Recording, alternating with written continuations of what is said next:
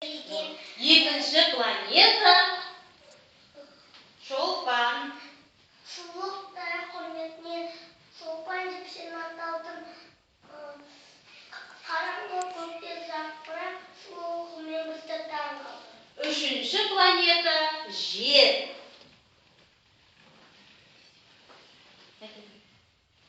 Жер күнде есеп бойынша үшінші планета. Төртінші планета Марс.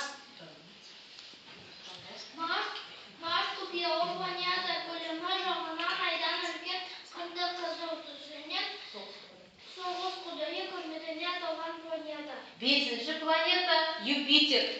Юпитер барлық планеталардан үлкен, бірақ одағы қырлы жоқ, бірақ аяқтан салқын қақаған аяз. Алтыншы планета Сатурн.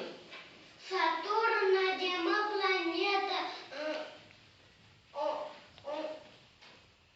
Сақинасы бар. Сақинасы бар. Жетінші планетамыз Уран.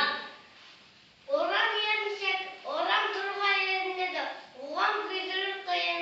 Ол жерде күн түн қызуға сызылады.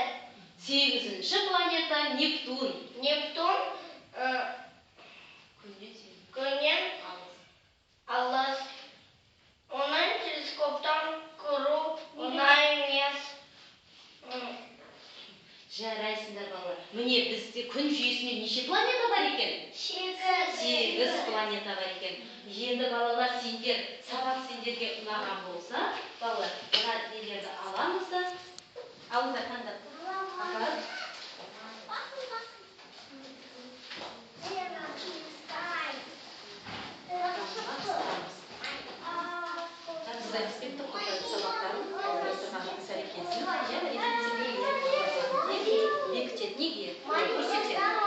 Аяқталды. Назарларыңызға рахмет.